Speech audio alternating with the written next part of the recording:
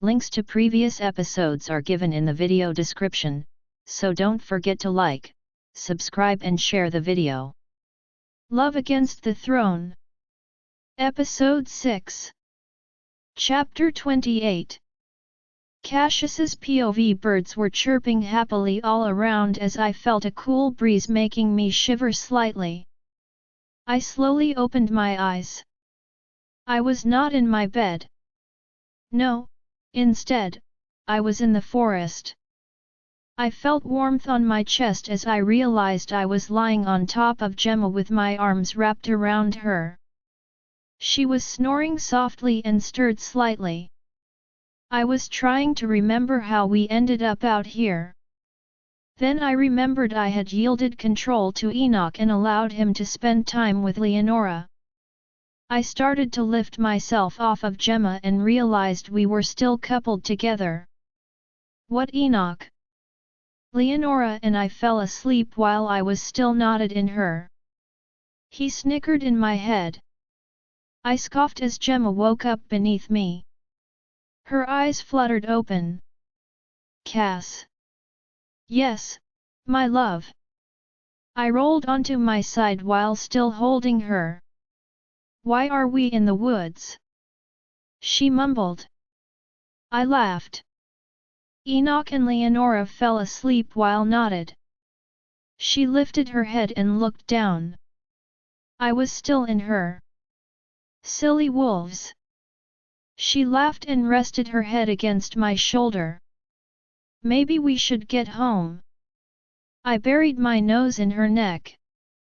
Why spoil this beautiful moment? I murmured in her ear, one little quickie before we go back, I whispered. She moaned softly. We lay on the ground panting for a few minutes. I heard her stomach rumble. My queen is hungry. I placed my hand on her belly, trying to sense new life within. She stroked my arm. It will happen, Cass. We won't have to use a surrogate. I promise. We sat up and looked at her. Who told you about a surrogate? Your mother. I growled lowly. I wish she hadn't done that. I have a right to know, Cass. Besides, she thinks we won't have to resort to that. It hasn't even been a full week yet. I didn't know I was pregnant with Nikki till about 2 weeks after. She stroked my arm and stood up. She smirked while looking down at me. Race you back to the palace. She then shifted and sprinted away from me. Laughing, I stood up and shifted and took off after her. That was cheating, Gemma. I just heard laughter in response as my paws tore through the woods. Before long, her heavenly scent hit me as I saw her white fur running ahead of us. How beautiful is our mate? Enoch asked.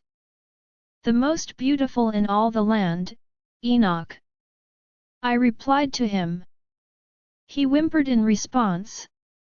I hope your efforts with Leonora last night will help us in the pup department. We went at it 4 times, Cassius. I shook my head. I didn't need to know that, Enoch. Humans. He scoffed. I sit and watch your amorous activities and say nothing. But a little knot talks and you all act disgusted. Well, when you put it that way, it's still gross. I laughed as the palace came into view. Gemma was waiting at the edge of the trees for me. I stopped, and she nudged my shoulder with her snout. I nudged her in response. She circled me before getting a mischievous glint in her eye before taking off again. She is so getting it when I catch up to her. I sprinted towards her and watched in awe as she sprang from the ground and landed gracefully on the balcony. Shaking my head, I leaped from the ground and landed on the balcony. She had shifted back into human form and was leaning against the glass door leading into our room. Get in the room before someone sees you. She stuck her tongue out at me and then turned and smacked her before opening the door and disappearing inside. You are so paying for that, Missy. I shifted back into human form and ran after her. She giggled as I picked her up bridal style and laid her on the edge of the bed, and hovered over her while kissing her deeply. Her arms wrapped around my neck as I planted kisses from her lips and then down her neck. Haven't we had enough today? I laughed against her neck. Honey, those words do not exist in my vocabulary. She rolled her eyes at me. Men. I picked her up again and carried her towards the bathroom. We both need a shower. A long, hot shower. She giggled and kicked her legs as I took her into the bathroom and set her down next to the shower. Almost an hour later, we emerged from the steamed-up bathroom and walked into our closet. Gemma was more or less hobbling from the relentless pounding I gave her. Her back was red from when I had her pinned to the wall. I ran my hand down her back, and she shivered and nearly fell to her knees. I caught her and held her close to me. Having trouble walking, are we, my queen? I kissed her cheek and released her. She sat on a chair we keep in the closet. I think I need a minute to regain my strength. She smirked at me. Want me to pick out your clothes? She shrugged and leaned her head against the back of the chair, and closed her eyes. Sure, because I don't feel like moving. A chuckle fell out of me as I looked through her clothes before stopping at a lovely lavender dress with flowers on it. I picked it and then some of her more lacy undergarments. I set the dress on the chair arm. She opened her eyes and rolled them. Really? You know I don't like dresses. I was looking through my clothes. It's a shame really because you look adorable in dresses, I said as someone started frantically knocking on the door. Sighing, I quickly pulled on a pair of shorts. I turned to Gemma before leaving the closest. Please wear the dress. I pleaded while giving her puppy dog eyes. She scoffed. Fine, since you asked politely. I walked out of the closet and answered the door to a wide-eyed Deke. He pushed past me into the room. Deke. Where have you been? We have been trying to contact you for an hour. He sounded a little more stressed than usual. I was in the shower. For an hour. I smirked. Well, Gemma was in there with me. For an hour. He repeated the question. I patted his shoulder. Yes, we are trying to ensure the kingdom has an heir, so I don't lose my crown, I said to him. He was one of the few outside the royal family that knew the law. Right. He shook his head and ran his hand through his hair. Anyways, there has been an attack on the Red River attack. Rogues. I sensed someone behind me. Gemma was standing behind me, wearing the dress I had picked out. The color made her violet eyes pop. I smiled at her before turning back to Deke, who was looking at Gemma. You look nice, Gemma, Deke said to her before looking me dead on. They were attacked by rogues and former members of Silver Paw. I took a deep breath. I was sort of afraid of that. Do they need help? I sent the Gamma Squad to assist them if they needed it, Deke replied. Good. Meet me in the war room in about 5 minutes. I'll be right down after I get dressed. I ordered him. He nodded. Okay. I'll have Maria join us. I turned to Gemma. I have a situation to deal with. You can go if you want, but it will be boring. She rolled her eyes at me. Didn't sound boring to me. She walked towards the bathroom. I'm going with. I walked towards the closet. Of course you are. I quickly dressed in black slacks and a blue button-up shirt. I pulled on my shoes and met Gemma by the door. You can go get breakfast instead of I am going with you, Cass. She declared before opening the door and walking out of the room towards the elevators. I sighed and grabbed her hand, and walked with her. We stood silently at the elevator. My mother was standing there alone. Where's Dad? I asked her. He went golfing. She replied. I am taking your sister out shopping and for a little mother-daughter time. She looked at Gemma. You are welcome to come, Gemma. Gemma smiled at her. That's all right, Izzy. Cass and I have work to do this morning. I think you can use some alone time with Ainsley. My mother patted her arm as the elevator doors opened and we stepped in. What's going on, Cassius? She asked me. Just an attack on a pack by rogues. She sighed. Oh, that doesn't sound good.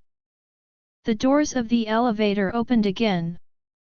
Well, I hope you can help them, son. She moved in the dining room direction while I led Gemma towards the war room, next to my office. We walked into the large room covered in maps and several large computer screens with a large round table. Deke was there with Maria and my head warrior Ward. I walked over to my chair in the center of the room. Gemma sat beside me. Okay, what is the latest? Gamma Squad arrived just in time. Red River's warriors had most of the rogue fought off but were weakening. The squad helped them eliminate the rest. They arrested several former Silver Paw Pack members. They are being held in Red River's dungeon. Alpha Thomas would like us to bring some of them here since they don't have the room. Deke explained. I nodded and folded my hands on the table. Maria, send some of your men to assist in the transport. Ward, send your squad to assist in the cleanup. Casualties were minimum, thankfully, Deke added. Still, we will help them with cleanup, I repeated. Anything else I need to know? They all shook their heads. Then keep me updated. Ward, my warrior, was smiling at Gemma. Excuse me, Your Majesty, but is this our new queen? I nodded. Why yes. Ward, this is my mate and queen, Gemma Mackenzie. Gemma, this is Ward Bowers, my head warrior. Ward stepped forward to shake her hand. Mackenzie as in daughter of Philip Mackenzie. She nodded. Yes. That's the one. Are you a white wolf also, like your grandmother? He sounded interested in her. Ward. I barked at him. There will be time for that later. Get to Red River, please. He bowed. Sorry, King Cassius. I'm just a huge admirer of the hand. He started to walk out of the room. Ward, Gemma called to him. He stopped and turned to her. The answer to your question is yes. I am a white wolf. She smiled as he nodded and then walked out of the room. She turned to me. He is an interesting fella. That's putting it lightly, I replied. How come he doesn't call you Cass like Deke and Maria do? I shrugged my shoulders. We aren't close friends like I am with Deke and Maria. Ward is a good soldier and very much a by-the-rules type, so that he won't call me by an informal name. Maria is a by-the-rules type. I chuckled as I stood up. Maria and I have been friends since we were pups. I have only known Ward a few years. Oh. She stood up also. Where are we going now? She clasped my hand. I brought her hand to my lips and placed a light kiss on it. I am going to my office to call Alpha Thomas. You should head to the dining room for breakfast. We started walking out of the room and paused in front of my office. She sighed. You need breakfast too, Cass. I leaned down and kissed her. I'll be fine, love. I released her hand. She sighed and then started walking towards the dining room. Her hips swaying seductively, making the dress flow around her body. I took a deep breath before walking into my office. I sat behind my desk and picked up my phone to call Alpha Thomas. The line picked up. Alpha Thomas. King Cassius. The Alpha sounded tired. Thank you for sending us help. He breathed out. You are welcome, Alpha. There is more on the way. I sent my Delta and some of her men to collect some of your prisoners.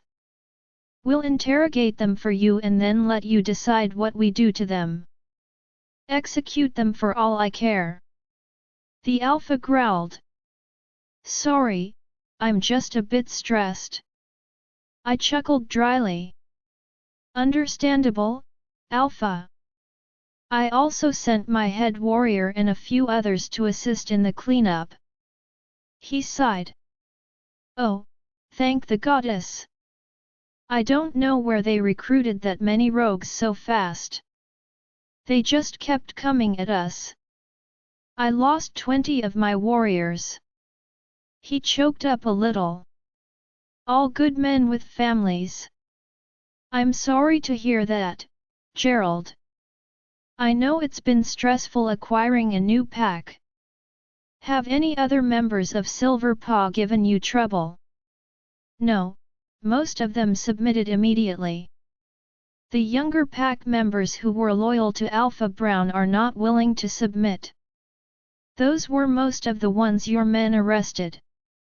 He sighed loudly. Truthfully, I would be happy just to let Silver Paw go. I mean, a few that submitted to me are already moving here. But most of them he trailed off. I'll send my Beta Deke to Silver Paw. He'll dissolve the pack and send the members to other packs and help quench any lingering hostility. He'll also investigate how they recruited that many rogues so quickly. The Alpha took a deep breath. Thank you, King Cassius. I appreciate all of the help. You are welcome, Alpha. Try to relax now. My men will stay to help as long as you need them. Thank you, he sounded a little more upbeat. I have to go now to comfort my pack. Goodbye, Alpha Thomas. I hung up my phone. Deke, please come to my office.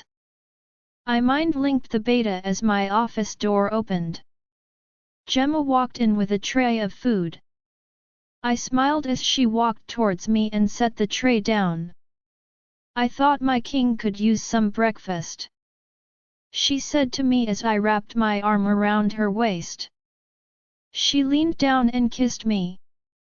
You didn't have to do this, babe, I said as I kissed her back. She shrugged and picked up the lid, revealing a potato hash with fried eggs on top. I had them add extra bacon. She picked up a piece and placed it in her little mouth. I pulled her onto my lap as she kept munching on my food. Did you eat? I asked her with concern. I only had a little bit of oatmeal. My stomach is acting up. I raised an eyebrow at her and smirked. Stand up, I said to her. She complied and wrapped my arm around her waist as I placed my nose on her belly and inhaled deeply right as Deke walked into the office. Should I come back later? My beta asked nervously. I shook my head as I inhaled again. I sighed sadly. Still no pup. She ran her head through my hair and looked at Deke. He was just checking to see if I was pregnant. I see, Deke mumbled as he sat in front of the desk. Gemma sat on my lap as I picked at the food she had brought me. I need you to take a few men and go to Silver Paw. Alpha Thomas has decided to dissolve the pack. Send the remaining members to other packs and divide the land between the neighboring packs. And I would like you to investigate how they recruit an army of rogues so quickly. Deke nodded and shot to his feet. On it, boss. Keep me updated. Of course. He was almost out of the office when he turned. I hope you guys have luck soon. That way, my pup and your pup can grow up to be friends like we are. He smiled. I smiled at him. You and Audrey are expecting. He nodded. We just found out. Gemma slid off my lap as I stood up and walked over to my best friend, and clapped him on the back. Congratulations, Deke. I am so happy for you, buddy. We need to celebrate when you get back from Silver Paw. He gave me a quick guy hug. I'd like that, Cass, and thank you. Got to run. He shot one last smile at us and then walked out of the office. I glanced at Gemma. I am so happy for Deke. I wrapped my arms around her. Me too. We'll be expecting soon. I know it. She assured me. I leaned down to kiss her forehead. I can't wait to have pups with you, Gemma. I know we haven't been together for long. But our souls have known each other forever. She leaned against my chest. I love you, Cassius. I know, I responded as I kissed the top of her head. I have to get back to work. Hopefully, it won't be long. You don't have to stay. I want to, but I am so tired. I think I'll go relax in our room for a bit before going to the game room to hang with the girls. I know you wanted to do some sparring, but it's all right. Maybe tomorrow. She smiled at me. I released my hold on her. I'll see you later.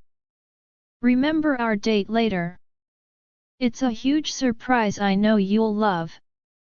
I hope. I wish it were the concert I wanted to go to, but I doubt we can go to concerts since it's a security headache. I had to repress the urge to laugh and tell her that that was where we were going tonight. Trust me, love. You'll love it. I kissed her once more. Eat your breakfast. I'll see you later. I kissed her soft lips, and then she walked out of the office. A few hours later, I finally finished and walked out of my office. I headed to the mailroom, hoping the package I had sent for had been delivered.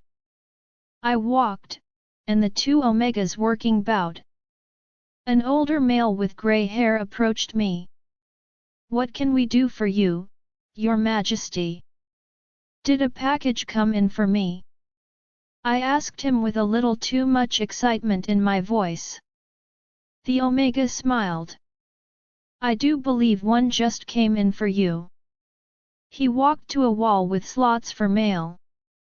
He pulled out a package and handed it to me. I smiled as I set the package down on the counter. Do you have something I can open this with? Of course, sir. He grabbed a letter opener and handed it to me. You seem excited about it. I quickly opened the package and lifted the t-shirt I had ordered for Gemma out of it. It was of her favorite band, Slayer. I had felt bad for throwing out her other shirts, so I ordered one for the concert tonight. I am this a gift for my queen? The Omega lifted an eyebrow. The queen? He sounded puzzled. I laughed. She is really into heavy metal, and this is her favorite band. She isn't like other females. So, I've heard. He mumbled. I shot him a look, and he shook his head. Nothing bad, sire. I shook my head. Thank you, I said as I placed the shirt back into the box and closed it, and then walked out. I headed back upstairs to my mother's craft room, where she kept gift bags. I picked one out and placed the shirt in it. Satisfied with my work, I left it there since Gemma was relaxing in our room. I walked back to our room, and she was sleeping on one of the couches while the TV was playing one of her cooking shows. I changed into jeans and a black t-shirt. I kissed her forehead before walking out of the room. I went back downstairs. I saw Ian walking by with a couple of other young alphas. Ian! I called to him. They all stopped and bowed. Ian, we are brothers now. You don't have to bow to me. He nodded. What did you need, Cassius? What are you guys doing right now? I looked at the other two males. One I recognized as Jude Harrison, and the other I couldn't place the name. He was familiar, but no name came to mind. Ian shrugged. We were just going to go toss a football around. Oh. Can I come? He laughed. You are asking permission. Well, yeah, if you guys don't mind. I don't have anything else to do right now. He shrugged again. Sure. You guys don't mind, do you? They shook their heads. I think it's cool to play football with the king, Jude added. I pointed to the other one whose name I did not know. What is your name again? Caspar Reynold, Your Majesty. He shakily replied. I smiled at him. Of Rocky Mountain Pack. He nodded. Yes, Your Majesty. I laughed. Just call me Cass while we are playing football. They all laughed with me, and then we headed outside. There should be some footballs in the gym. I'll get us one. You guys meet me outside. Hours later, after a particularly intense game, I was walking back to the palace. I had a few bruises from getting walloped by the young alphas. As we reached the hall, Gemma was walking by with her group of future Lunas. I watched as Ian and Jude embraced their mates. I heard Caspar sigh sadly as he watched his friends. No mate yet? I asked him. He shook his head. No. I even went to the royal mating ball and no luck. You'll find her. You are young. She may still be out there. I patted his back. It took me 6 years to find Gemma. He sighed. I don't think I can wait that long, Cass. At this point, I don't care what rank she is. I'd accept her if she was a rogue or an omega. I shrugged. That's the spirit. I wish you luck, young alpha. He smiled at me and then walked away. I wrapped my arm around Gemma. Did you have a good nap, love? She nodded. I can't believe I fell asleep like that. Well, we did spend the night in the woods last night. I can't imagine sleeping on the ground with me on top of you was all that comfortable. Dude. Ian said beside us. Too much information. I rolled my eyes at him. Quit eavesdropping, Ian. Focus on your mate. Gemma giggled and stuck her tongue out at her brother. I leaned down and gave her a long passionate kiss, ignoring her brother's pained groan. I pulled away from her, leaving her gasping for air. Go have fun with your friends. I'll be in my office doing more boring king stuff. I released her.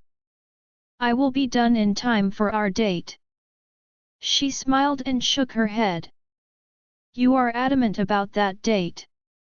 Yes, I am. I winked as I walked away from her. I heard her saying something to the other females and giggling. I was happy she was making friends here. She seemed to be good at it. I reached my office eager to get through the work so I could surprise her later. Gemma's POV. After a long, fun day of hanging out with my new friends, I was ready to see what my mate had in store for our mysterious date. He wouldn't tell me a thing about it. Not even a clue. A part of me hoped it wasn't some cliché romantic dinner thing. I was on my way back to my room when I was standing in front of the elevators. Ainsley walked up with Olivia while giggling about something. They both stopped when they saw me. Hi, Gemma. Ainsley greeted me. I saw she had gotten a new haircut and her nails done. I pointed at her nails. They were painted in a leopard skin pattern. Hey, your nails look cool, I said to her. And I love your hair. She smiled, flipped her brown hair. Mother and I got makeovers along with Mani Petis today. You look great, Ans. Thank you, Gemma. Olivia and I are about to watch some Netflix. Want to come? As much as I wanted to hang out with Ainsley, I couldn't stand the thought of being around Olivia too long. I saw her sneering at me. She was behind Ainsley, so it seemed my sister-in-law didn't notice. I shook my head. Maybe another night. I have to get ready for a date with Cassius. Ainsley smiled. Oh. Where is my brother taking you? She asked as we stepped onto the elevator. I saw Olivia roll her eyes. He won't tell me. He is being all mysterious. She laughed. My brother must be planning something big. Well, he is the romantic type, Olivia added. Something I don't think someone like you would appreciate. She gave me a look. I rolled my eyes. Why wouldn't I appreciate it? Well, you just don't seem to be into romance or things like that. You are right, Olivia, I replied dryly to her as the doors opened and we stepped onto the royal family's floor. She looked at me with a surprised look on her face. I am not much into romance. But since it's Cassius and I love him, I will appreciate anything he has gone to the trouble of planning. You don't love him? Olivia sneered. You have only known him for a week. I snorted. I have known Cassius my whole life. My father is his father's best friend. We didn't grow up together, but we saw each other a few times when we were pups. Still, you only say you love him because of the mate bond. Ainsley looked at her friend. You are just jealous, Liv, because you rejected your mate. That's because Cassie had promised me that I was going to be queen. I love him. He loves me. He just forgot because of the goddess's stupid mate bond. Olivia stated while giving me a dark smirk. Your rejected mate is probably better off without you. I snorted at her. I know in your deluded head, Cassius may have led you to believe he loved you. But he has told me you guys were just casual buddies. She growled at me and tried to lunge at me, but I sidestepped, and she fell to the ground. You! She snarled as Ainsley helped her off the floor. You don't know what you are talking about. I shrugged. That's queen to you. She stood up and tried lunging for me again, only to have Ainsley hold her back. I was surprised at my sister-in-law's strength. Stop it, Olivia. Just stop. She ordered her so-called friend. You always do stuff like this. Cassius is mine. She screamed at me. I just snickered, which made her angrier. She balled up her fist and lunged for me again. I grabbed her arm and flipped her over my back. She landed on the hard marble floor with a thud, and I placed my foot on her chest.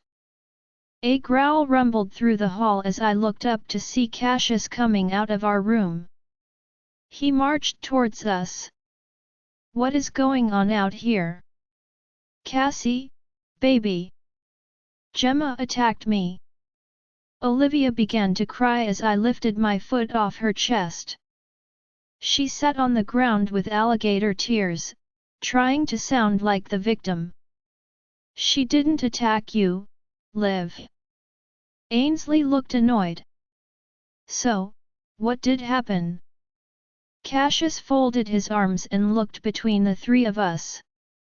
Oh, you know the usual. I started.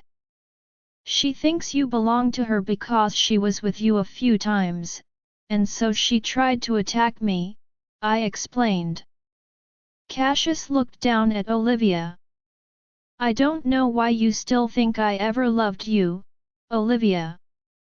Olivia sniffled. Cassie, baby. Please. Stop calling me Cassie. Only my mother can call me that. Get it through your head. There was never anything between us. We just met a few times. I never promised you anything. Ainsley helped Olivia to her feet. But, she cried. It's over, Olivia. Cassius is mine. I wrapped an arm around my mate. You are only hurting yourself with your delusions. I suggest therapy. She growled at me. You will pay for this, Gemma.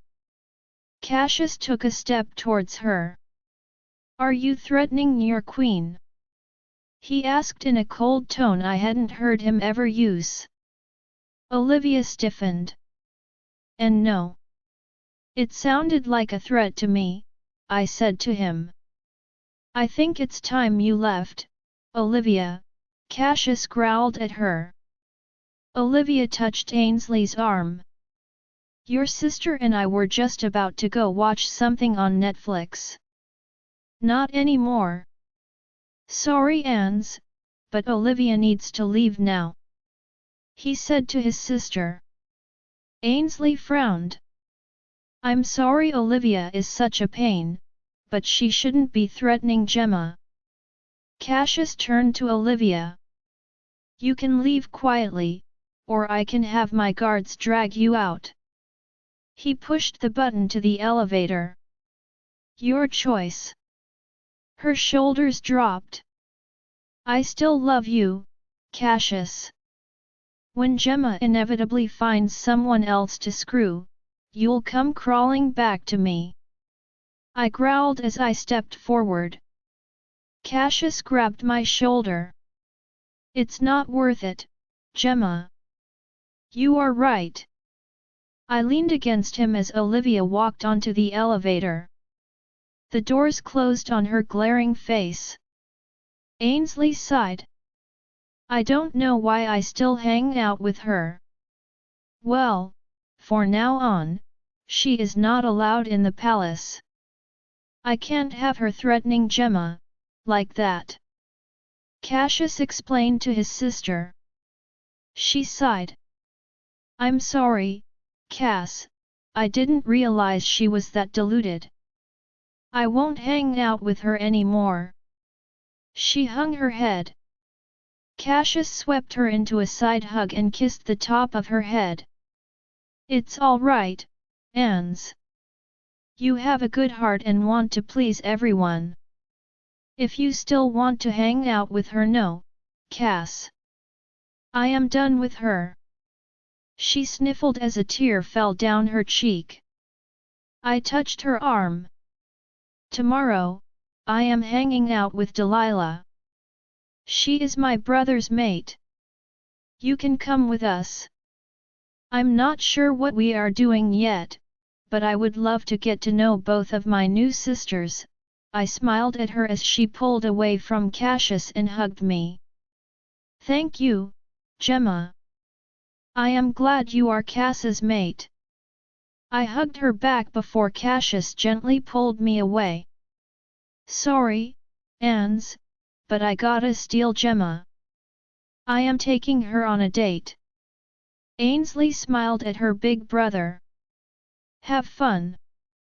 I'm going to go see if Mom wants to watch a movie with me. She waved before walking towards her parents' room. Cassius led me into our room. Poor Ainsley. I sighed as I walked into the room and spied a gift bag sitting on the bed. She will be okay.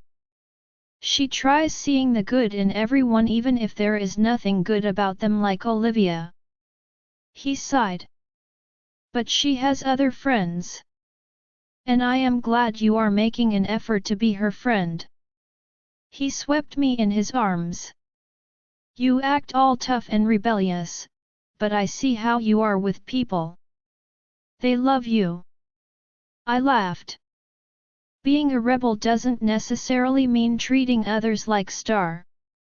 I try to give everyone the benefit of the doubt. That's a good thing, Gemma. That's what makes a good queen that the people of our kingdom will love. You don't look down on others.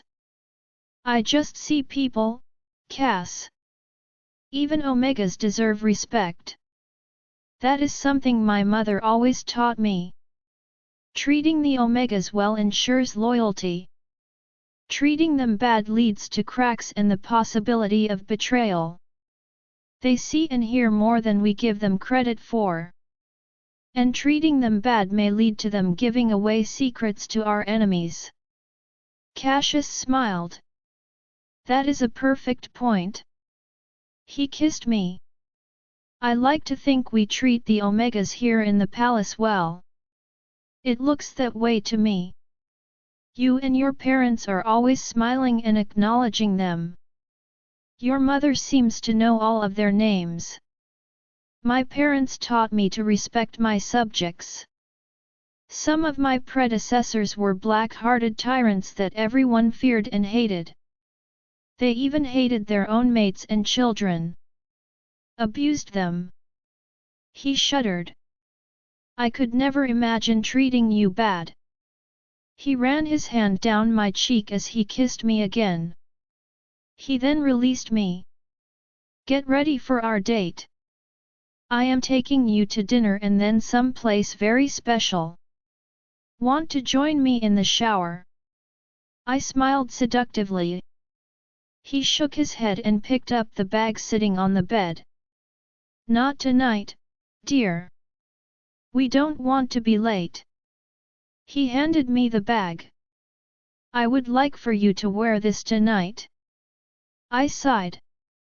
It better not be a dress. He rolled his eyes. So, what if it is? You know how I feel about dresses. I scowled at him. Just put it on. He snorted and then walked over to the closet. Hurry up. I sighed and dragged myself into the bathroom. He was probably planning some cliché romantic dinner thing at some fancy restaurant. I would have to make an effort not to show my disdain. I needed to appreciate my mate's efforts. Quickly undressing, I hopped into the shower. It was a fast shower since Cassius wasn't with me. After drying off, I looked at the gift bag before pulling out the tissue paper and seeing something black on the bottom. I pulled out a Slayer t-shirt from the bag. I laughed. That son of a! I laughed again as I looked at the shirt. It was one I hadn't seen before, and it was badass. What did my mate have planned? I walked out of the bathroom. Cassius walked out of the closet wearing tight black jeans with a white t-shirt and a black leather jacket with black boots. His brown hair was slicked back, and his blue eyes gleamed at me. You want me to wear this? He nodded. Yep. Where are we going? He shrugged and smirked. He still wasn't going to tell me. His eyes flickered colors as he looked over my body. We aren't going anywhere if you insist on standing there. He stepped towards me and grabbed me in his big hand, and leaned down to kiss me. I'm having trouble holding Enoch back. He whispered huskily in my ear. I pulled away from him and ran into the closet with a giggle. He stood in the doorway as I got dressed. After putting on my undergarments, I put on a pair of black jeans that had holes and runs in the fabric. I then pulled on my purple combat boots along with the t-shirt. I then put on my favorite skull necklace and brushed my hair. Man, I sort of wish my hair was still purple. He rolled an eyebrow at me. Purple? Yeah, I used to dye my hair all of the time. But then I got pregnant with Nikki and stopped. Then I just didn't feel like doing it anymore. Sometimes I miss it, though. He snorted as I walked past him and into the bathroom. I put on some black lipstick and black eyeliner. It was the only makeup I ever really wore. I walked back out and over to Cassius, who was waiting by the door. I'm ready. He opened the door. Your chariot awaits, milady. He smirked as we went out the door and towards the elevators. You are so cheesy. I laughed. We entered the elevator. There was silence as he appeared to be lost in thought. I hummed happily as I clasped his big hand. He squeezed mine in return as the doors opened. He pulled me to the front door and outside to the waiting limo. Bruce, the driver rolled an eyebrow at us as he opened the door. I slid in first, followed by Cassius. We are going to dinner first, he stated. Your brother told me you like tacos. So I am taking you to this awesome taco place I heard about. I chuckled. You talked about me with my brother. He nodded. I needed hints on what made you happy, and who better to ask than your twin brother. I leaned on his shoulder as the limo drove away from the palace. He nodded to Bruce, who turned on some music. It was Metallica. Cassius bobbed his head to the music. So, what kind of music do you like? I like mostly hard rock and some metal. I looked up at him. Really? My mate was either trying to impress me or being sincere, but the way he moved to the music told me he was being sincere. What's your favorite band? Tool. He stated. My eyes widened. I love them. We have so much to learn about each other. He wrapped his arm around me. We have a lifetime for that, Gemma. The limo pulled up to a rundown-looking restaurant.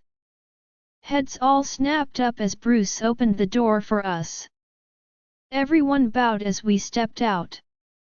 I then noticed a black SUV had followed us, and several guards climbed out and led us into the restaurant. A nervous hostess trembled as Cassius stopped before the podium. Good evening, young lady, table for two. She bowed and led us to a table in the corner. The guards took up various places around the restaurant. I felt bad that they had to stand there while we ate. Are they going to stand there the whole time? I asked Cassius. That's their job, Gemma. I sighed. I feel bad. He laughed. It's a great honor for a warrior to be chosen to serve on the King personal guard detail. It's like how the human president has a constant security detail. So do we. These men are trained for years to achieve this position. Don't feel bad for them. I sighed. Sorry, I'm just not used to this yet. He patted my arm as a short round male walked towards us. He was dressed in a loose-fitting suit. He bowed to us. King Cassius, what an honor it is to have you and our beautiful new queen patronizing my restaurant. My name is Carlos Martinez. Thank you, Carlos, for having us, Cassius replied to him. Your queen here is rather fond of tacos. Carlos looked at me. We have some of the best, Your Majesty. I looked at the menu. Carne asada tacos. I would like some of those please with all the fixings and a margarita to drink. He bowed. Of course. He then looked at Cassius. And for you, sir? Cassius mused. Chicken enchiladas look good with a cold beer. The man bowed again. Right away. He scurried away with our menus into the kitchen. The other patrons in the restaurant were looking at us and whispering. In a minute, a female waitress brought out our drinks and some chips with salsa. I took a sip of the margarita. I purred as I ate a couple of chips. I shouldn't be allowing you to drink alcohol. Cassius sipped his beer. I rolled my eyes. Why not? I'm old enough. You know why? He replied. Cass, I'm not pregnant.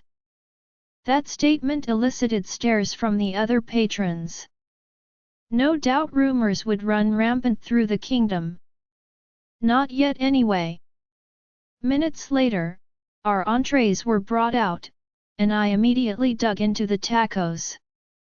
These are awesome, I said to the eager owner. He smiled at me. I will be sure to let my cooks know that the queen loves their food. He scurried away again. Cassius and I ate in silence. I was too busy devouring my food to have anything to say. I sucked down another margarita. We should come here more often. I bet it would do Emilio some good from the publicity alone. I said to him. We'll make just that, love. I know you aren't into the fancy stuff. I finished my margarita. Sorry about that. I know you probably wanted a more ladylike queen. He shook his head. No, Gemma. You are everything I have ever wanted. The owner came back to collect payment for our meal. Cassius pulled out a wad of cash. Far more than the cost of the meal. The meal was excellent, Mr. Martinez. Be sure to give some of that to your cooks. We stood up, and he held my hand. We walked through the restaurant and greeted the other patrons, some of whom wanted pictures with us. Gladly we obliged, then we headed back out to the limo. We slid in and were off again to the mysterious destination. I was excited as I leaned against my mate. I swear I was falling more and more in love with this man when days earlier I had wanted nothing to do with him. Was it the mate bond tricking me, or was it true love? I know that mates being in love was not always guaranteed. I had heard mate horror stories where the male was abusive and super possessive. Cassius was neither of those things. True, he made a huge mistake in the beginning, but he was fixing it. I looked out the window as the traffic around the limo slowed. My heart raced as I realized where we were. A huge smile spread onto my face. Wait, is this the Wolf's Bane concert? I saw we were in front of the Grand Theatre. A large venue for concerts and plays and such. Cassius had a huge grin on his handsome face. Maybe. The limo was ushered forward by traffic police recognizing the royal flags and insignia. I got more excited as the limo pulled behind the building where the band's bus was. This concert is sold out, though. A deep laugh rumbled out of Cassius. Not for the king and queen. He smiled as Bruce opened the door. We slid out, and I saw the same black SUV pull up. I also saw there were more guards as we walked towards the door. A slender man stepped forward. He held out a hand to Cassius. King Cassius! What an honor! The man bowed to us. Oh, and Queen Gemma! You are even more beautiful in person. A low growl was issued from my mate.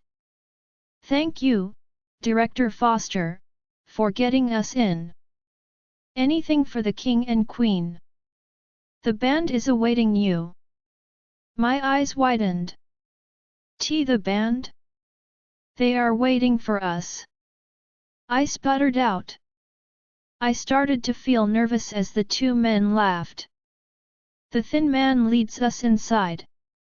We passed by roadies. Some bowed, and some looked confused. Most were human, I could tell. They probably didn't realize they were in the middle of the werewolf kingdom. Director Foster leads us into a large green room where I saw the band I so loved. I squealed. They all looked up, and the female lead singer shot up. This is the special guest you had our meeting, Bill. She asked the director. It's the king and queen, she laughed. Watching her over the years, I suspected she was a supernatural from the videos of the band. And here they were in front of us. The lead singer named Tatiana is a werewolf. The guitarist named Theron, who was sitting next to her, is a vampire. I had never been this close to a vampire before. The bassist and drummer I could tell were human. Wow, it is such an honor to meet you guys. I stepped towards them. I am a huge fan. Tatiana laughed. You are honored? The king and queen are here to watch our humble band. You are a wolf, Cassius stated. Yes, your majesty. I am from the Silver Paw Pack, or was. It was recently dissolved because my alpha was stupid. Cassius snorted. That he was. We sat down on a couch across from the band. It is all right. I have been living outside a pack for some time now, focusing on my band. She pointed to the vampire. This is my fiancé Theron. Don't worry, he is a tame vampire. Well, mostly. She smirked. She pointed to the other two. And those two are Freddy and Fang. They are human but are aware of the supernatural. I think my aunt was a troll or something, Fang stated with a laugh. I have always been fascinated by the supernatural, Freddy stated. My mom thought I was crazy for believing in it and not in angels. She is really religious. Angels exist, Cassius said to him. As does the devil and demons. Freddy's eyes bugged. Oh. I should apologize to my mother. There was a moment of awkward silence for a moment. Anyways, I am so glad to meet you guys. I broke the silence. My dad even got into you guys. I mean, he is the main reason I am into metal. Tatiana chuckled. I never imagined the Queen being into metal. Oh, yeah. I can't stand pop music. The Queen said. Freddy snorted. You don't seem like a queen. Tatiana slapped his arm. Dude, she hissed. It's all right. I'm not what anyone expects. I reassured him. Man, if you guys weren't on tour, I'd ask you to play at my coronation. Wouldn't the nobles freak out? Theron asked smoothly while sipping on a water bottle, which I suspected was full of blood. Like I care. I snorted. A man poked his head into the room. You guys are on in 5. Tatiana sighed. Well, we have to get out on stage. It was a pleasure meeting you both. We all stood up. The pleasure was mine, I shook all of their hands while smiling wildly. When you guys are done with the tour, you can always come to play at the palace. Like any time. They laughed. We'll see about that. Tatiana clasped my hand before Cassius, and I walked out. So are we going to stand in the crowd, or do we have to stay backstage? We can mingle. There is enough security here, I think we should be safe. Can I mosh? He raised an eyebrow. I'd rather you didn't. But I gave him my most pleading expression. He sighed. Fine. But you better not get hurt. We walked out from backstage and into the crowd. Some of whom looked at us with wide eyes and bowed.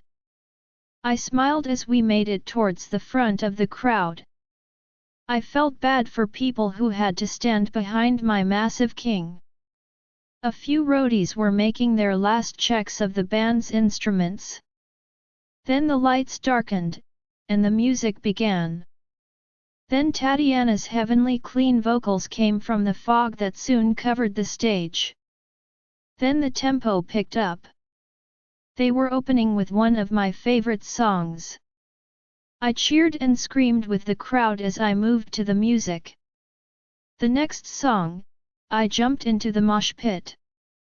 Some of the other patrons were hesitant to join in. They glanced at Cassius, who was standing there on edge with his arms folded.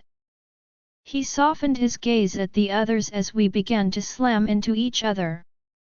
I laughed as I became sweaty and more energized. How are you doing tonight? Tatiana said as the song ended. The crowd loudly cheered. I am so honored that tonight the king and queen of the werewolf kingdom are here to see us. I waved at the one around me. Let's get back to the music, shall we? She screamed in her metal voice as the next song started. I motioned for a few more songs, and then Cassius picked me up and placed me on his shoulders. I bounced as he held me tight. "No lifting your shirt," he said through our mind link. "You are no fun," I replied with a giggle. Finally, it was the end of the concert. I was exhausted and almost without a voice from screaming. I was covered in bruises from the mosh pit that was full of werewolves. I had been to a concert with mostly humans and had to be careful with my strength. Here I didn't have to hold back. We went backstage again to say goodbye to the band. "You guys are even more amazing, Liv," I said to them. Tatiana clapped her hands.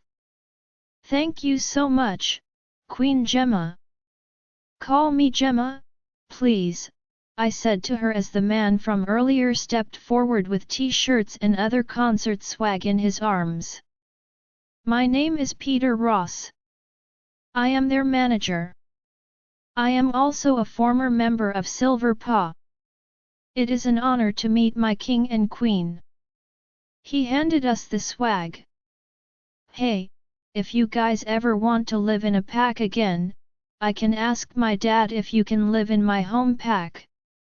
He won't mind humans or the vamp." Theron snorted. Thanks.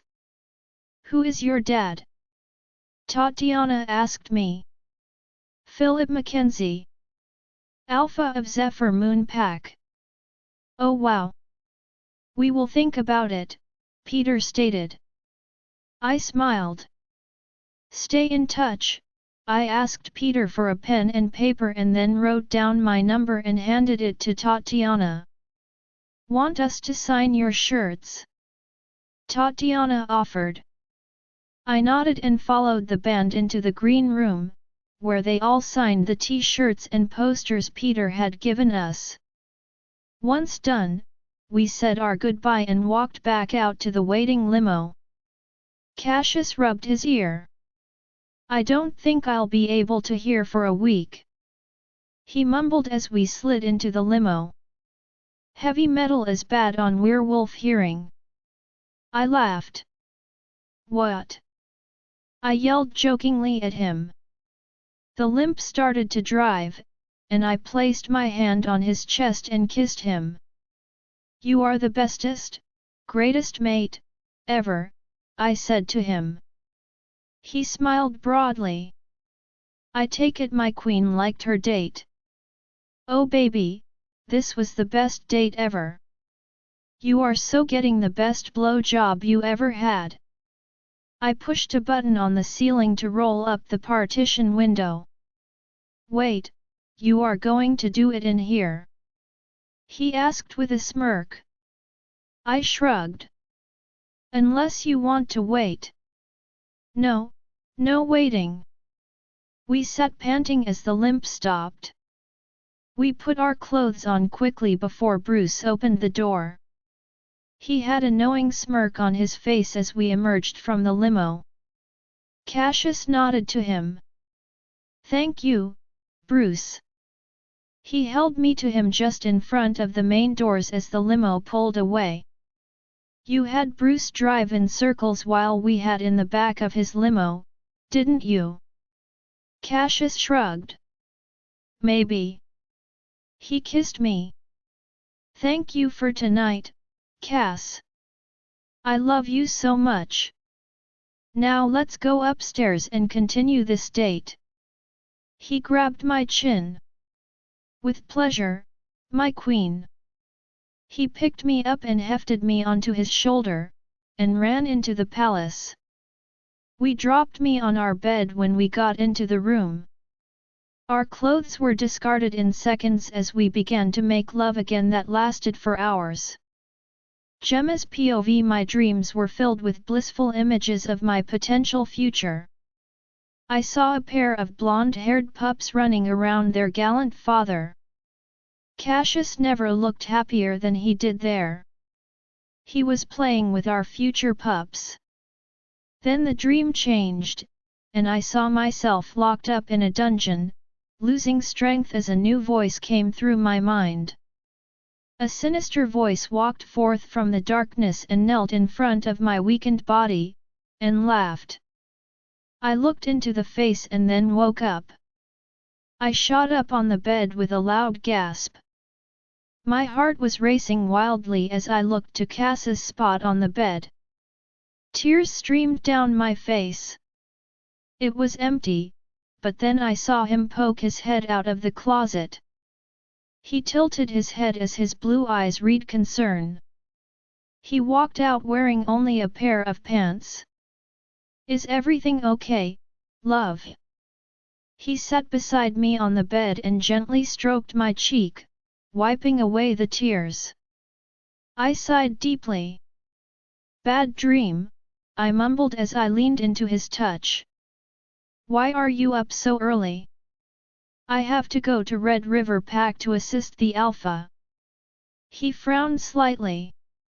"They are still having issues with former Silver Paw members, and even though Deke is there, he needs my assistance."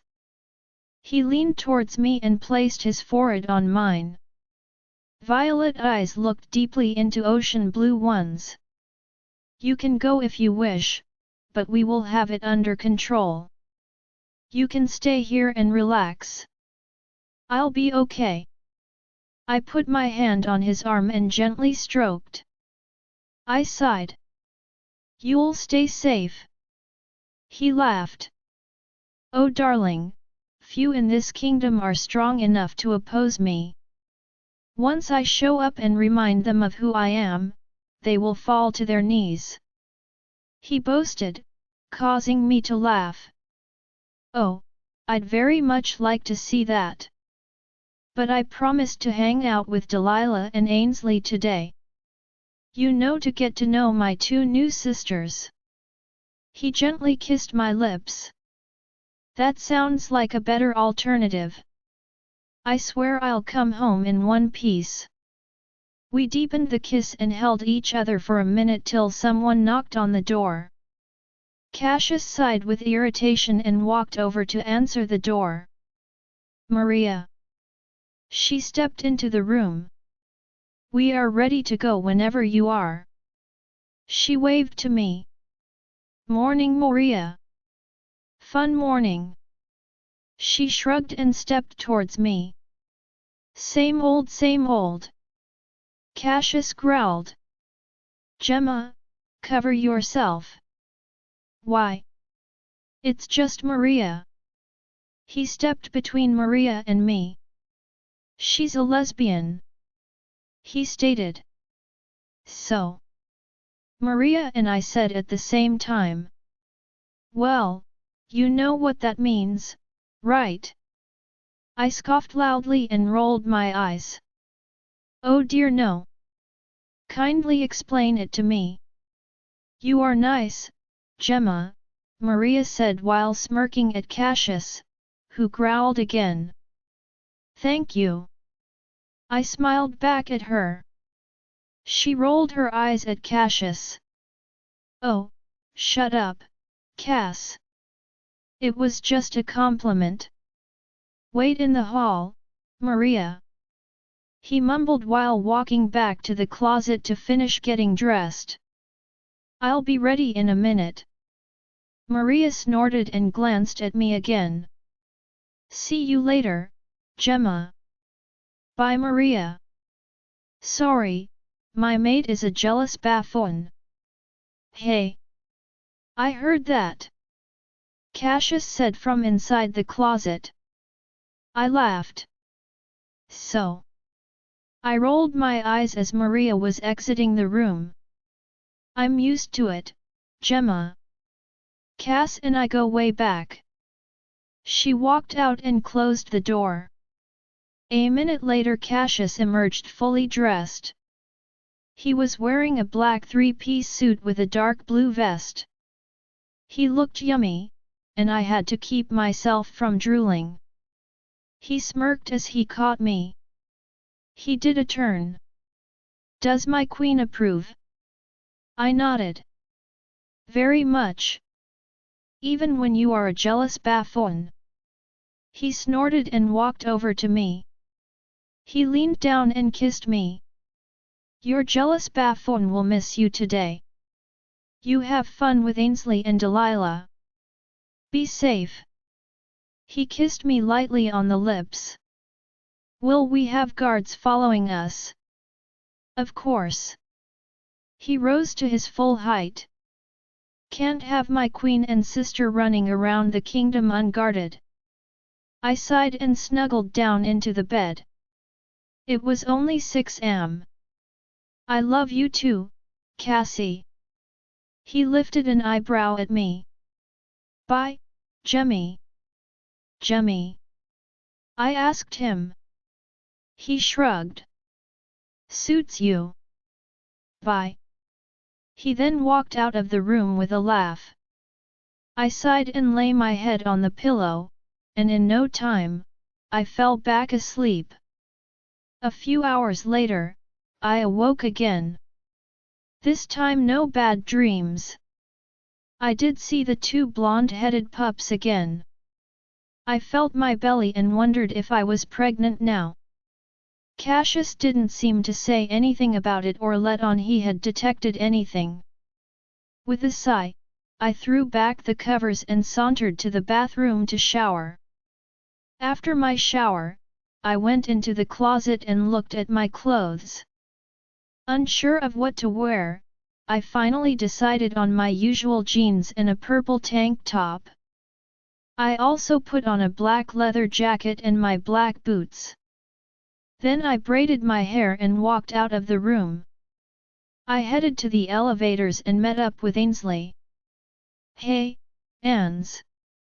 Hey, Jem. She covered her mouth.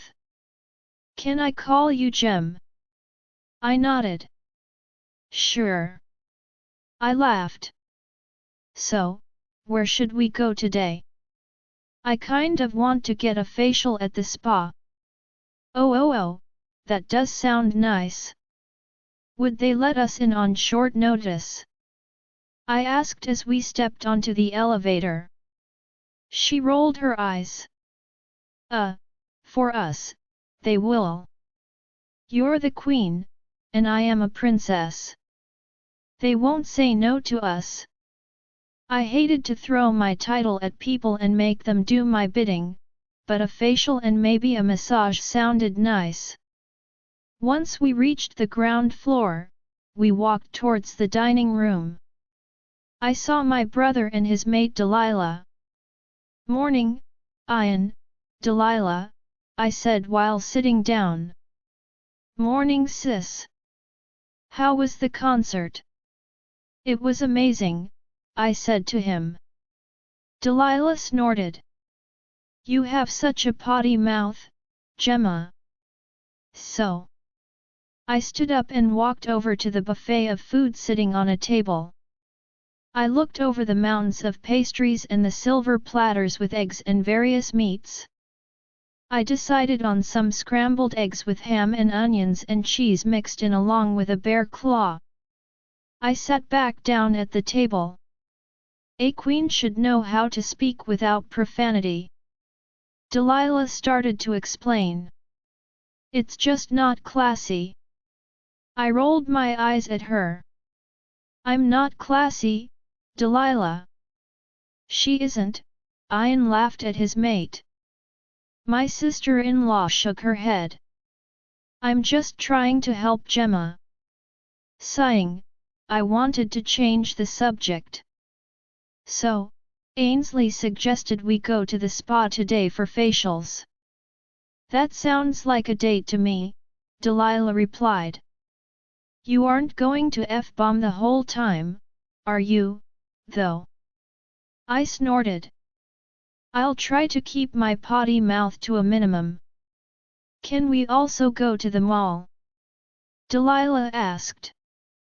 I want to look at baby clothes. My eyes widened. Are you?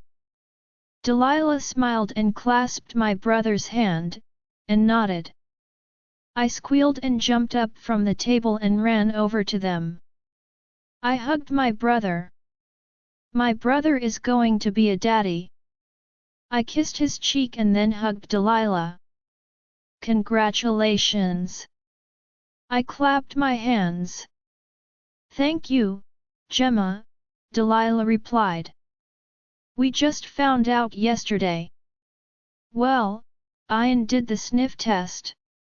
I sat back down in my seat and continued to eat. So, how long did it take for you to scent your pup, Ian? He shrugged. I don't know. I just noticed when we woke up yesterday that she smelled different, and Dad once told me to sniff her belly, and well, he smiled. Ah! I cooed. It was probably like a week, maybe, Delilah told me. I nodded while sipping orange juice. Have you told Mom and Dad yet? Ian shook his head. Not yet. You better tell them soon, or Mom will have your head. I glanced at Ainsley. Is the mall after the spa all right? Yeah, that's fine. I went yesterday with Mother, but a girl can never get enough of a mall. She laughed. A male guard approached me from the right. He bowed to me. My queen. The king informed me to have a squad of men accompany you and the princess today on your outing. I nodded at him. It felt weird to be followed everywhere I went. Not. Thank you. Sorry, you have to give up your Sunday to follow us around. It is my sworn duty to guard the royal family with my life. It is an honor, Your Majesty. What is your name? I asked him. You can call me Sam. He replied. Thank you, Sam. We'll be ready to go soon, right girls? I looked towards Ainsley and Delilah. They both nodded. I pointed towards Delilah. She will be going as well. Sam nodded. Yes, my queen. My men and I will be waiting by the front door for you, he said before exiting the dining room. The girls and I finished our breakfast. After Delilah said goodbye to my brother, we parted to get our purses and phones before leaving. Meet out front, I said to them as Ainsley and I headed to the elevator. Where is my brother this morning? Ainsley asked. He had to go to the Red River Pack.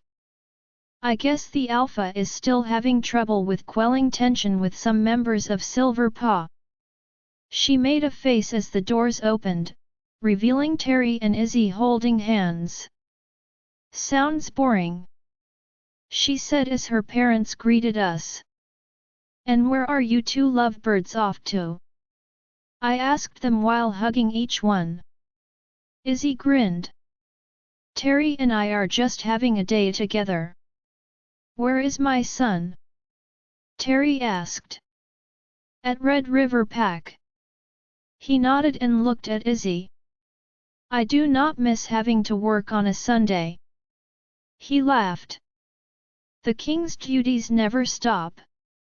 So glad I am retired. I patted his arm. You earned it, Terry. You were a great king. He kissed my cheek. And you will be an amazing queen. He winked at Izzy. But not nearly as amazing, Isabel. I couldn't hold a candle to Izzy. My mother-in-law rolled her eyes. Flattery will get you nowhere, dear. She smiled at me. Where are you two off to today? We are going to the spa for facials and maybe massages. Izzy nodded. Ask for Henrik. He has the best hands in the kingdom. That statement caused Terry to growl. She patted his arm. Oh, hush. The man is gay, you oaf. Well, you girls have fun. She pulled her jealous mate down the hall as Ainsley, and I walked onto the elevator. Downstairs we approached the front door where Delilah was waiting for us. We walked out the door where the limo with Bruce was waiting for us. Sam and 5 other men were waiting by the door. "We'll follow the limo, Your Majesty." He and the men were dressed in black suits. Look much like the Secret Service for the human president. I nodded at him. "Okay. We are going to the spa first," I said as Bruce opened the door for us. We slid in. I was relieved to see that it appeared to have been cleaned. Bruce shut the door and quickly made his way to the driver's seat. "Oh wow! We get to ride around in the royal limo," Delilah remarked. "This is so cool. You are so lucky, Gemma." I shrugged. "I guess. I am not going to lie. But I dreamed about being royalty all of my life." Delilah mused. "Well, being future Luna of Zephyr Moon is not too shabby. We are considered nobles as my father has high status in the kingdom. And Ian will inherit that status when he takes over in 2 years." I explained to her. "I was just one of those little girls that dreamed about being a princess," Delilah said. Ainsley snorted. "It's not all it's cracked up to be. I can't go anywhere alone. Everything I do and say is scrutinized." She sighed. "I sort of envy the regular wolves in packs. They get a say in their lives." "I'm sorry, Ans." I tried comforting her. "I mean, don't get me wrong. I have a loving family and friends. She trailed off. "I know what you mean. Being the daughter of an alpha is sort of like that. I was always being watched." Delilah laughed. "Isn't that because you were always getting into trouble?" My mouth fell open. "Not all of the time. That's not what Ian says." "Well, don't listen to my brother. He's an smiley face." Delilah busts out laughing. "I should be mad at you for insulting my mate. But that was hilarious. So, how are you feeling, Delilah?" She shrugged. "The same. I think it's too early yet to feel any different." She rubbed her still flat belly. "I hope you and Cassius conceive soon so our pups can be best of friends." "I hope so too, Delilah." I held back saying anything about the law. "We have only been together, not even 2 weeks, so no rush." I sat back in the seat as we rode in silence to the spa. The limo stopped, and Bruce opened the door for us. Then Sam and his men exited their SUV and formed a formation around us. "This is going to take a lot to get used to," I said quietly to the girls. "I'm still not used to it," Ainsley mumbled. Inside the Grand Spa, we approached the front desk. The receptionist, a good-looking blonde she-wolf, looked up and bowed her head. She smiled at Ainsley. "Good morning, Princess Ainsley." "Hello, Cheryl." Ainsley greeted. "We would all like facials and massages." Cheryl looked at me, and her eye widened. Is this Queen Gemma?" I nodded. "Yes." "Oh wow. The pictures in the paper don't do you justice." She complimented. "And your eyes? I have never seen eyes like yours." I felt weird with her string of praise. Thank you. Do you have openings?" "For Queen Gemma and Princess Ainsley, we always have openings." I pointed to Delilah. And Delilah? She is the future Luna of Zephyr Moon and my sister-in-law. Of course. Cheryl picked up a phone on the desk and spoke into it. Have a seat, ladies. Someone will be right out for you. We barely sat down before two older twin ladies walked out. They were both relatively short and thin with black hair and brown eyes. They appeared to be of Asian descent. Ah, ladies, come this way if you please. One of them beckoned us. We followed the two down a hall, and she showed us each a room. Our guards positioned themselves outside the doors. I sighed as I looked at the lady accompanying me in the room. Sorry about them. She shrugged her shoulders.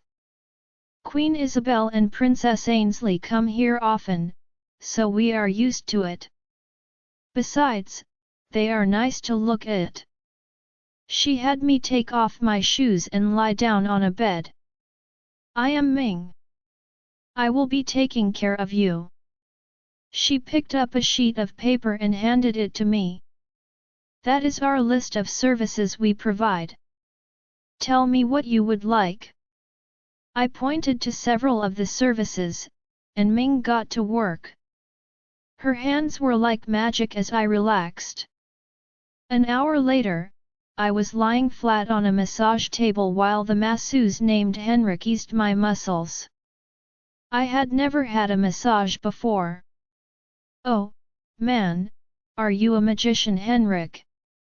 I asked the handsome man as he worked his magic on my sore muscles. I could be, Your Majesty. You never know in this kingdom. He laughed in a strange accent. It almost sounded French but not really. After the massage, I met up with the girls in the lobby. That was awesome. Delilah blurted out. Oh, look at Miss Potty Mouth. I laughed. She rolled her eyes at me. Haha. Can we go get something to eat before going to the mall? Of course. You are carrying a baby alpha. I laughed as we headed outside to the waiting limo. Where should we go? How about Frederico's? Ainsley suggested. It's a little bistro, Mother, and I go to often. It has a little of everything. I looked at Delilah. That sounds okay, right? She nodded in agreement. I glanced at Bruce. Did you get that? Yes, Your Majesty. He opened the door for us to slide in. The limp drove away from the spa. Ian says there is a possibility we might have twins. Delilah sounded uneasy about that prospect. Well, he is a twin. Our mother is a twin. Her father was a twin. It goes back quite a ways, I'm afraid. There is also a possibility of you guys having a white wolf like me. Delilah's eyes widened. Oh goddess, no. She laughed dryly. No offense. None taken, Delilah. We aren't easy to handle. Usually, it skips a generation, but it's still possible. And there are male white wolves. Rare, but they are more powerful than most other wolves. My sister-in-law rubbed her belly. Oh. I placed my hand on her arm. Don't worry about it, Delilah. You and Ian will be just fine. And you have me here for you and my dad. He is in the unique position of being both the son of and father of white wolves. Delilah gulped. It's just a lot to think about, Gemma. The limo pulled up to the bistro, and we piled out and followed our escort of large men. I looked at Sam. Do your men need anything to drink? Can't have my guards getting dehydrated. He bowed to me. We have water in the SUV, my queen. Thank you for thinking of us. He winked at me. Inside the bistro, we stopped at the hostess stand. A young brown-haired woman looked up and gasped. She smiled at Ainsley. Ans. She squealed excitedly. Ash. Ainsley hugged the hostess. She looked at us. Ash is one of my best friends. We went all through school together. Oh, so that's why you wanted to come here. I grinned at her. She shrugged. Maybe, and she pointed to a handsome young waiter. Titus. Delilah and I checked out the male named Titus. He is nice to look at, I said to Ainsley. She leaned into us. He's a vampire. Really? I smirked. The hostess grabbed menus and led us to a table in the back of the restaurant. She took our drink orders while we looked over the menu. I didn't know vampires were allowed to live in the kingdom. Ainsley shrugged. It's an agreement with King Romulus. He allows wolves in his kingdom, and we allow vampires as long as they behave. The hot vampire waiter came over to us and winked at Ainsley. Hello, ladies. It is my pleasure to serve you today. My name is Titus. He spoke with a slight accent. He was hotter up close. Tall and thin with short black hair and red eyes. His skin wasn't as pale as I thought it would be. I thought vampires couldn't be out in the Sunday. Delilah blurted out. Titus laughed. We are indoors, but I use a potion I bought from a witch that acts as a sunscreen so I can be in the sun for short periods. He held up his writing pad. Have you ladies decided what you would like to eat? He kept looking at Ainsley, and I saw her shooting him seductive looks. No one else started, so I cleared my throat. I believe I will have the salmon with veggies. Delilah and Ainsley both ordered salads.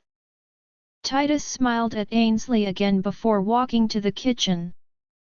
Delilah leaned over to her. So, what is with you and the vamp? And nothing, Ainsley said nervously. He is just a friend. I laughed. Yeah, right, Ans. We see right through you. Right, Delilah? Fine. We are sort of dating. Ainsley sighed. Nothing serious. We just hang out on the down low when I can manage to escape the palace. She said quietly to us. Please don't tell my father or my brother. I patted her arm. I won't. But you need to be careful. Titus is more than capable of keeping me safe. She smiled. Have you done it? Delilah blurted out. Ainsley turned beet red and blushed. She looked away from us. Oh my goddess, you have, haven't you? I giggled. Yes, Jay, just a few times. Oh, your father and brother will blow up if they find out. I laughed a little too loud. Jem, you said you wouldn't tell, Ainsley whined. I patted her arm. I won't, Ans. But you know they'll find out eventually. Do you guys see yourselves getting serious? She shrugged. Well, my parents say I should wait for my fated mate. But I really like Titus. He is here going to school to be a lawyer, and he comes from a rich family. He is really fun to be around. I never knew vampires were so fun. You should be with him if that's what you want. But what if I find my mate? I just turned 18, and I am bound to find him, and then I'll have to break up with Titus. She sighed sadly. Follow your heart, Ans, I said to her. Titus returned to the table with our food and set it down. It all looked yummy. He smiled at Ainsley again before moving on to another table. We dug into our food and chatted while we ate. Titus returned to the table. How is everything, ladies? Very good, thank you. He made it a point to look at Ainsley. I am going on my break now. He pointed at Ashley. If you need anything, ask Ashley, and she'll get it for you. He bowed before disappearing. A minute later, Ainsley excused herself to the bathroom. I suspected she was going to talk to Titus. I noticed a group of young alphas walk into the bistro. I recognized a couple of them from the training. One of them had been hanging out with Ian. He was a bit taller and bulkier than the others with blonde hair. I noticed him sniffing the air as they sat a few tables away. He stood up and headed in the direction of the bathrooms. My eyes widened at the realization. Oh, I whispered to Delilah. I think that dude might be Ainsley's mate. Delilah looked where I was looking. That's Casper Reynolds, she stated as loud growls and a crashing noise came from the direction of the bathrooms. Then I heard Ainsley scream. I was immediately on my feet, running towards her with the guards flanking me. We ran down the short hall to see that the young alpha had Ainsley pinned to the wall with one hand and Titus held by the throat in the other hand. Mine. He growled towards Ainsley. Ainsley. I called, causing the alpha to look towards me and loosen his grip on Ainsley. She struggled away from him and ran over to me with tears down her cheeks. Release the vampire, I ordered in my queen tone. I wasn't officially queen yet, but I already had the tone to make others submit and do as I say. A snarl came from the lips as he let Titus go, who ran over to Ainsley and embraced her. The alpha growled and tried lunging towards Titus again. 4 of the guards grabbed him and struggled to hold him back. Enough! I shouted at him. You will calm down. The young alpha growled and spit but complied. She is my mate, and that filthy bloodsucker has his hands all over her. I don't care if she is your mate. You will not threaten the king's sister like that, Alpha Casper. Ainsley leaned towards my ear. I don't want him. I want Titus. She whispered, but apparently, it was loud enough for the young alpha to hear as he renewed his struggle. You are mine, Princess Ainsley. He broke free from the guards as he lunged at us. I pushed Ainsley behind me as I stood my ground and stood between him and my sister-in-law. Stop! I ordered him. He stopped and glared at me with flickering eyes. I could tell his wolf was fighting for control, but even the wolf had to comply. I will be taking my Luna back to my pack immediately to get her away from that vampire.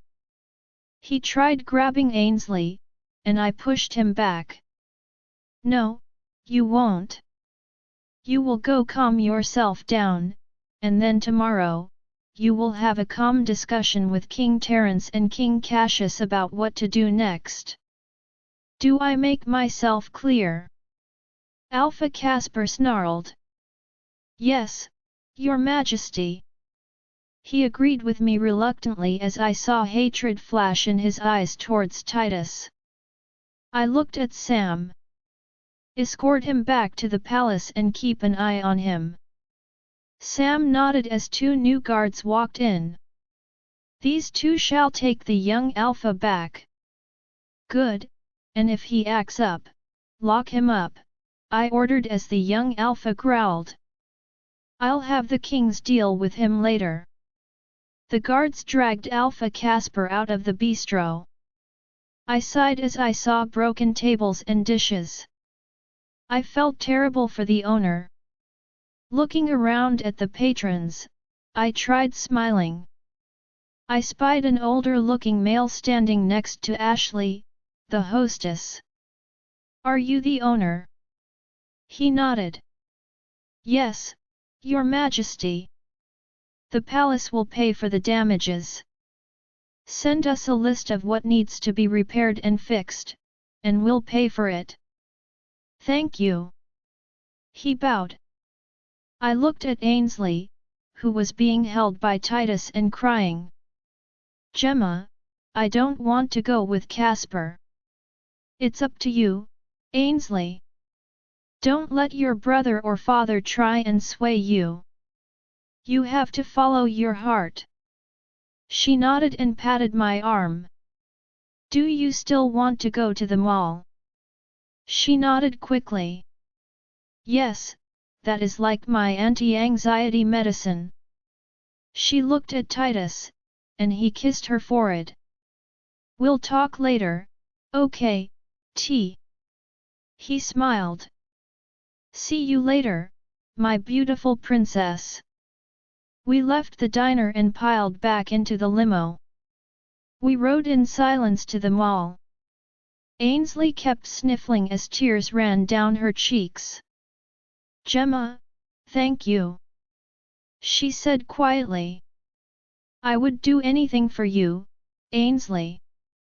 I smiled at her. We had only known each other a short time. But I felt protective towards her already. You should call your parents and tell them what is going on. She nodded. I will have to tell them about Titus. She shuddered. Can I wait till we get back to the palace? I sort of want to tell them in person. It's up to you. We soon arrived at the mall and walked in with our muscle-bound posse of guards. Join our Facebook and WhatsApp group for more updates, link is given in description. Rest audiobook will be continued in next episode.